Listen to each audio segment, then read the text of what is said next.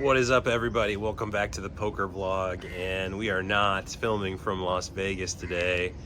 This behind me here, this lovely scene that you see, this is Dubai. We made it here. Came here for a work trip. It was quite the journey getting here. I don't know if all of you have followed the international news, but they went through a record-breaking flood here this past week.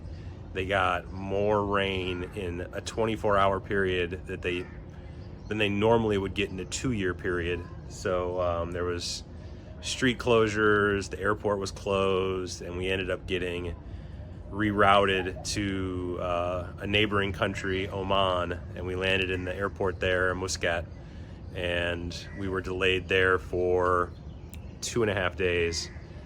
So I finally made it into Dubai yesterday, and now my flight out has been canceled. So I'm looking at alternatives to try to get out of the country and back into the US, because I was only scheduled to be here for a week.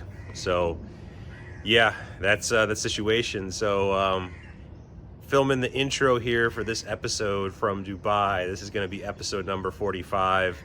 I'm sure we're probably going to be playing at the Bellagio or somewhere.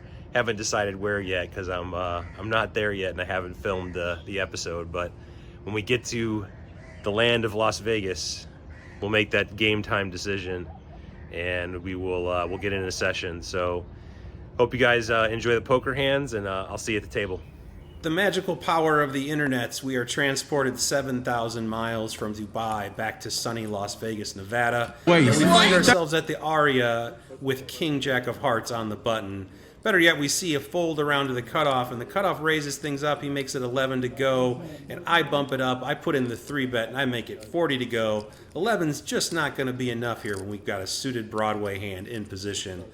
Both the blinds get out of the way, and it's back over to our friend in the cutoff, who decides a call is in order, so he flicks in 2 green chips, and we go heads up to a flop of 10-8-3 with 2 spades. Now, when the cutoff checks to me, I'm going to be betting here pretty much 100% of the time. Definitely can have all the strong hands in range, so I think I make a little bit of a mistake, though, when I go with $40 bet, which is about a half pot size bet. I think I could be sizing down here. I think a $25 bet or a $30 bet accomplishes the same thing. I think most players are going to be raising off with their strong hands, and they're just going to be calling with a lot of their weaker hands. And he does put in the raise. Makes it $110 to go, and I think I can just go ahead and get out of the way here. I don't have much equity on this board.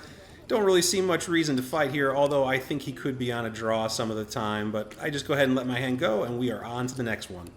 And we pick up some more Broadway cards in this next hand. We've got Ace-Jack offsuit this time, and we are in the cutoff, and I raise it up. I make it 15 to go. The button decides to put in the call, the small blind decides to come along for the ride, and the big blind decides to come along for the ride. So we are going to go 4 ways to a flop, which comes down King, Queen, 7, Rainbow. Gives us a gut shot straight draw and 1 overcard, but I don't think our overcard is going to be good here too often. Small blind starts things off with a check. The big blind checks, and out of position here, multi-way, I decide to check and see what the button wants to do. The button decides to check as well. 4 ways to a turn card, which is the 8 of hearts, and we see a small blind bet of $25. The big blind gets out of there. I put in the call, and looking back on this, I'm really not liking this call on this spot. I think I should either be raising or folding with my low equity draws. And the button decides to call as well, so 3 ways to the river, which is the 3 of clubs. And the small blind slows down and checks now. I decide to check out of position, once again seeing what the button wants to do, and the button wants to bet. He makes it 50 to go, and the small blind puts in the call, and I just fold. They end up both having a king, and the button takes down the pot. This time we've got more suited Broadway cards, King 10 of clubs, and we see a raise from a middle position player who makes it 15. Folds to me, and I think this is a good candidate for a 3-bet, trying to isolate this player and get in position heads up. I make it 40 to go. Everyone else decides to get out of there. They get out of the way, and it's back over to this player in middle position, who doesn't think too long at all before flicking in the call, and we go heads up in position to a flop of 9-3 deuce rainbow. There is one club, so we've got a backdoor flush draw, and we've got 2 overs. So when he checks it over to me, I decide to keep firing here. And once again, I think I go a little too large with my C-bet sizing in a 3-bet pot. I think I should be down betting here a little bit more. Again, making it maybe like 25% or 30% pot instead of half pot. So I go with 45. He tanks for a bit and then decides 45 is not a good price and folds. And we end up taking down a little pot here with a little 3-betting pre-flop. All right, enough of the Broadway hands. Let's play some pairs, right? Pairs are fun to play in No Limit Texas Hold'em. So this time we've got pocket 9s in the small blind, and we see an early position player who limps. We see a middle position player who raises, but it's a pretty small raise. He makes it 11 to go. Low jack player puts in the $11 call, and it folds to me, and I decide to just call here. I think I could be 3-betting. Not necessarily always loving 3-betting hands like pocket 9s or pocket 8s, but we are going to be out of position, and I think it would be much easier to recognize the value in this hand if we took some initiative. But as played, I put in the call, and we're going to go multi-way to a flop after the player in early position limp calls as well. We see a flop of 10-4-6 rainbow. I start things off with a check. Early position player who limp called checks. Middle position player who originally raised C-bets. He makes it 16 to go. And the low jack, who's on a short stack, now decides to put in the raise. They make it 50 to go. I think I'm just sunk here, so I go ahead and fold.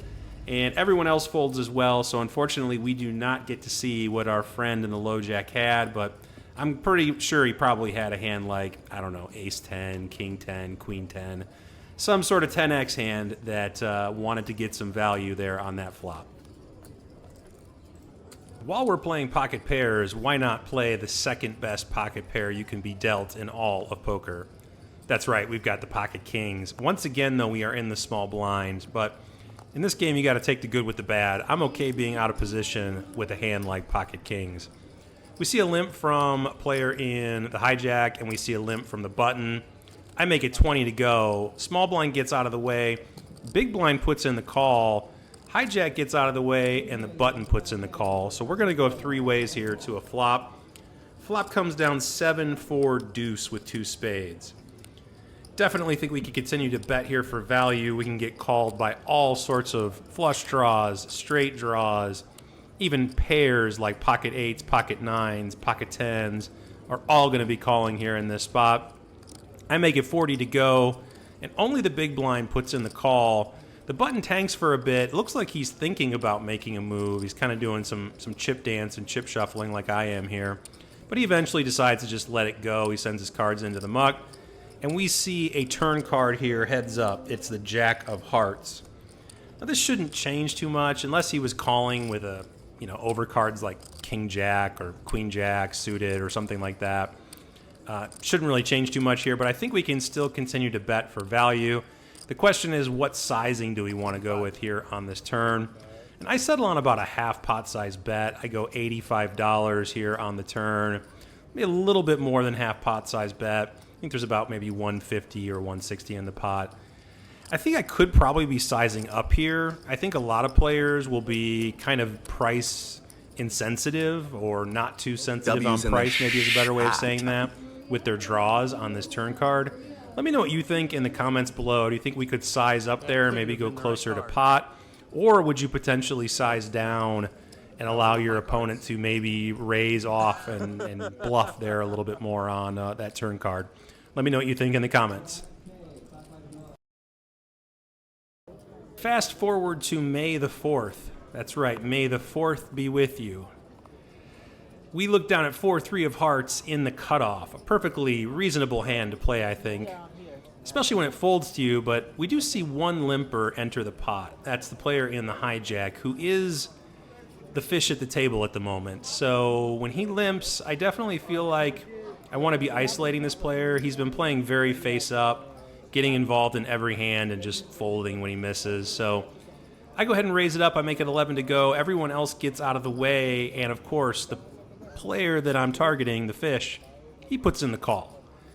As expected, I see a flop that's not going to be great for our exact hand. I mean, we do have 4-3.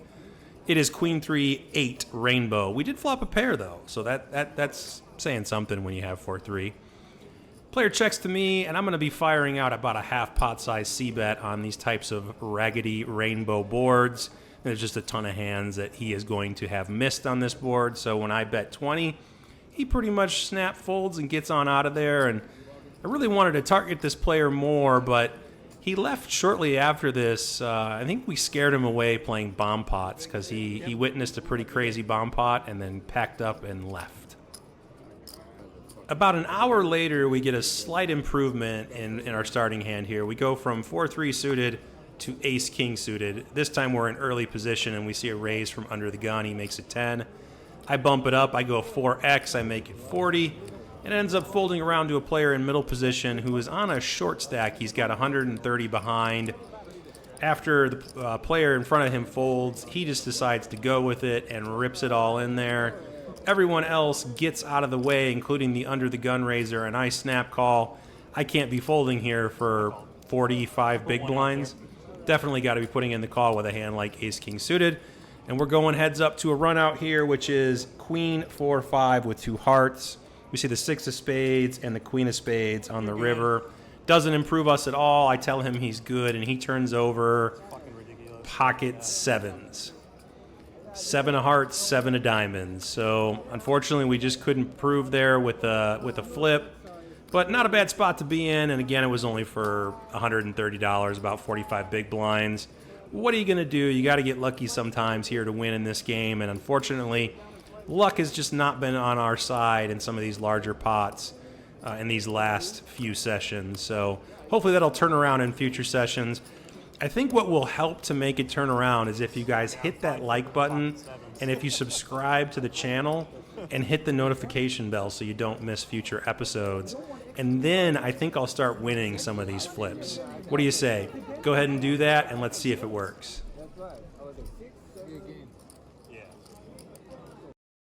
About 30 minutes passes before we find another playable hand. This time it's king jack of clubs in the small blind, and we see a raise from a player in the hijack. He makes it 12 to go. This player had been raising fairly wide when it folded to him in late position, and we're playing short-handed here. Definitely could be going for the 3-bet, but I just decided to put in the call this time, and the big blind calls as well. So we're going 3 ways to a flop. Flop is jack 7-4 with 2 spades and a heart. I check, big blind checks, and the original raiser continues firing. He makes it 15 to go here on this flop. I don't think there's anything more for me to do to call. I just put in the call, and we're going to go off to a turn. Turn is the 10 of spades, completing the front door flush. I decide to check again, and he announces, oh, scared check back, and he checks back. So not sure what his comment necessarily means there, but we see the 7 of clubs on the river. I check, he checks again. He announces he's got a jack. I say I have a jack as well. He says, oh, you've got me out kicked, and he folds, and we end up winning a small pot here with our king jack of clubs. I might have got a little overzealous here. I don't know if that's the right way of saying it. Overzealous. Pick up pocket queens in the big blind, and we see a raise from the same player as the last hand. He makes it 21 to go. The $6 straddle is on, so that's why he's sizing up here a little bit. This player had lost some big pots recently, and I thought he might be on a little bit of tilt. He thinks there's a raise incoming. He tells me, oh, there's a raise incoming, and he says, I think you're going to raise it up to about $60. And that's too small. I think I'm going to go a little bit larger here because of the state of mind I felt like this player was in. I make it 100 to go, and he pretty quickly snap folds, and everyone else gets out of there as well. So I got a little carried away, I think, here. I probably could have went 4 or 4.5, but instead I went 5x, and we end up winning a small pot with our pocket queens. This time we pick up a suited one gapper. I think that's what you call these, right? 8-6 of spades on the button, right? Suited one gapper. Folds around to me, and I think this is a perfectly reasonable hand to raise on the button, so I bump it up to $12. Small blind quickly gets out of there, but the big blind puts in the call, and he'd been pretty sticky in most spots, so he's probably going to be defending pretty wide here. Goes ahead and counts out his call, and we're going to go heads up here to a flop. Flop is ace 7-10 rainbow, and I think he's going to have a ton of ace X in his defending range, so when he checks here, I think I could just be checking back on a lot of these ace high boards, and that's what I do. And we see the 3 of spades on the turn. Shouldn't change too much. Now he checks for a second time, and I think he's pretty much given me the green light here. Told me he does not have a strong hand. So I bet 16, and he quickly mucks his cards. I don't think players are going to check back or check an ace twice too often, so pretty much gave me the green light there to go ahead and bluff at this. That's what I did, and we take down a small pot.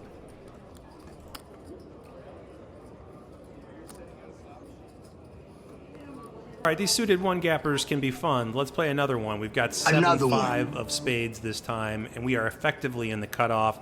There's nobody in the seat to my direct left, so when it folds to me, I'm going to go ahead and put in the raise. I make it 15 to go, and I end up getting a call only by the small blind, so we're going to go heads up to a flop. Same player as the last hand, and he'd been playing pretty straightforward, so I'm not too concerned here when I see a flop of king 10-6 with 2 spades, giving us the flush draw. Small blind starts with a check, and I think I'm going to be firing here with my high equity draws or just my draws in general. So I go ahead and fire out about a half pot size bet. I make it 16 to go, and he pretty quickly lets his cards go. So he sends them into the muck, and we take down another small one here with another suited one gapper. And we find ourselves with a suited king-jack in the small blind. This time it's the king-jack of spades. We see a player in the hijack who decides to just put in the $3 limp. Folds over to the button who decides to raise it up. He makes it 15 to go. The button is a pretty tight recreational player. Haven't played with him before, but he's been playing pretty straightforward for the most part, so I'm going to be putting in the 3-bet here. I make it 45 to go. Ends up folding around to the original raiser who doesn't think too long at all before sending his cards flying into the muck. Not too much to see here, but I did want to just point out that king-jack suited is in fact in my 3-betting range. I don't always just call it out of position pre-flop. 4-3 of hearts worked out for us earlier. Let's see if we can get 4-3 of clubs to work in our favor this time.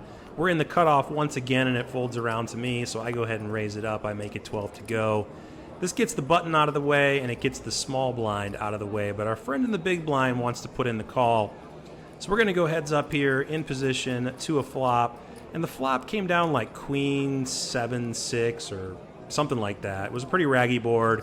And he checks. I'm going to be firing out a continuation bet here on this board. I go with a $20 bet, and he instantly mucks his cards.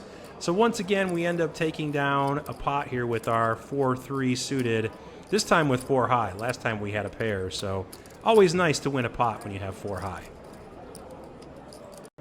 A lot of suited broadways in this episode. This time we've got king, queen of clubs in early-ish position, and we see a limp from under the gun. I raise it up, I make it 15 to go, and it folds around to the under the gun player who puts in the call. And when he limp calls here, I'm assigning him a range of a lot of pocket pairs and some ace-x type hands. So when we see a flop of ace, queen, deuce with 2 spades and he puts in the check, I think I could just be checking back here. And I think, honestly, I probably should. Even though we did flop a pair, I think he's just going to have so much ace-x in his range, and he's just not going to be folding often enough to make his continuation bet profitable here. But I do fire out for 16. He quickly calls, and we see the 6 of clubs on the turn. Goes check, check, and we see the 8 of clubs on the river. Goes check, check again, and as I suspected, he has ace-10 of hearts. So he limp called with a suited ace, flopped an ace, and ends up winning a small pot here. I think we could have saved ourselves 4 or 5 big blinds there by not continuation betting on the flop. And believe it or not, those 4 or 5 big blinds add up over time. So making small mistakes like c-betting on boards like that in a spot where your opponent is going to have a lot of ace-x, that's going to be a mistake that adds up in the long run.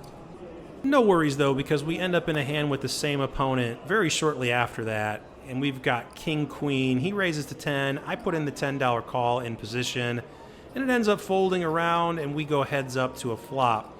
Flop comes down Queen 10-6 with 2 clubs. He fires off a quick continuation bet on this flop, and I think we've got a pretty easy raise here in this spot. We can get value from any of his flush draws. We can get value from worse queens. We can get value from maybe even some of his 10x hands that might put in a call. So I bump it up to 45, and there is no value to be had. He quickly folds his hand, and we win a small one here and win a little bit of our money back. Win a few big blinds back. About 45 minutes of folding goes by, and I think I start getting a little anxious and a little impatient here because I've got 5-4 of clubs on the button. Folds around to a player in the hijack who puts in a raise, and I decide to call here on the button with a hand like 5-4 of clubs. I think in position it's not terrible, but more often than not I would prefer to raise a hand like this versus just calling. But we do go heads up to a flop, and the flop isn't terrible for our exact hand. We've got 9-6-4 with 1 club, so we've got a pair and a backdoor flush draw and some straight draw possibilities as well. So when the hijack bets 16, I decide to just go ahead and put in the call, and we're off to a turn card, which does give us more equity. We see the jack of clubs on the turn. The hijack does not slow down here. He now fires out for $25 here on this turn card. And that puts the action back on me. I contemplate raising here, but settle on just calling, and we end up seeing the queen of clubs on the river. So we do hit our backdoor flush, and now the player in the hijack slows down and checks. I think about my sizing and what I'm targeting, and I settle on a $50 bet here. And he pretty quickly thinks about it and calls. So we end up getting a little value here with our backdoor flush. He looks very disgusted when he sees my hand and does not believe that I have 5-4 of clubs in this spot, but what are you going to do? Sometimes you get a little out of line. That's the name of the game here in poker. And we end up winning a nice little pot here with our 5-4 of clubs.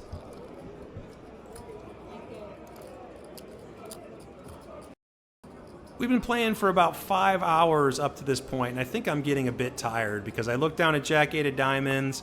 I'm in early-ish position, and I raise it up to 15. I think this might be a little too loose in this position.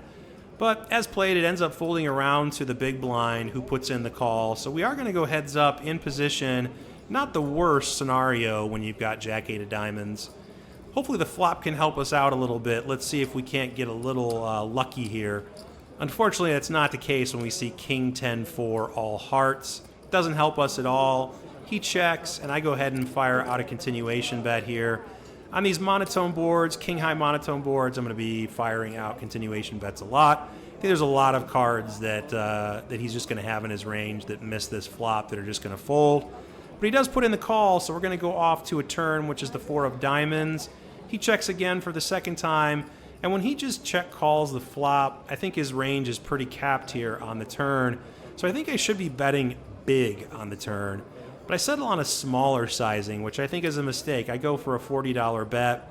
I think I should be going over pot here with the intention of bombing most rivers to get him to fold when he calls turn. So I'm not anticipating that he's going to be folding here on this turn. I think he's going to be calling quite often, and we're going to have to bluff on the river. But he actually surprises me after thinking about it for some time and counting out the call. He eventually decides to just fold here, so we end up taking down this pot with our jack high. I do show him the bluff just for fun, and he gets a chuckle out of it, and we end up winning this pot with our jack high. Last really interesting hand of this session, we pick up the big lick on the button. We've got 6-9 of spades. It ends up folding around to the player in the cutoff who raises it to $10, and I just put in the $10 call. Really wish I would have 3-bet here, but I didn't. I just called, and we're going to go heads up to a flop. Flop comes down, giving us the absolute world. We see 8-7-4 with 2 spades. We've got a straight draw. We've got a straight flush draw. We've got a flush draw. So when this player bets 10, I think I should be raising here, but I just put in the call, and we see the 5 of spades peel off on the turn. we turn a straight flush in a small pot where I've been being too passive and not putting enough money in the pot. And when he checks and I check back on the turn, we do see the ace of diamonds on the river, and now the player leads out for $25. Now, I think he can have a ton of ace-x in his range here. I think he can have two pairs. I think he could potentially have sets that got scared and checked on the turn. So I'm thinking about my sizing and what I'm targeting and what do I want to do here. Do I want to min click it and try to get him to maybe bluff? Or do I want to go larger and make it look like I'm bluffing? I end up settling on a 3x size and I announced $75. And I don't think this player was going to even call an additional $25. He snap folds and we end up taking down a small pot with our straight flush. Don't hit those straight flushes too often, so when you do, you want to get value. But unfortunately, this time we just we couldn't get the job done. Yes, it's a big lick. A couple bonus hands just for fun because this type of a scenario doesn't happen too often. We're in the big blind and we look down at the Cowboys. We've got King of Clubs and the King of Hearts. We're playing short-handed here, and it ends up limping to me. And of course, with a hand as strong as Pocket Kings, I'm definitely going to be raising this up, and I make it 20 to go. Unfortunately, everybody just gets out of the way. They all fold, and we don't get any action here with our Pocket Kings. So, not too much to report here. Usually I wouldn't show this type of a hand. It's not that interesting.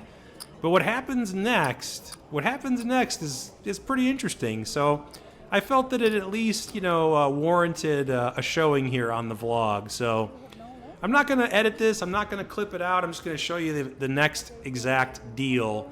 Shuffle up and dealer. And we're in the small blind this time.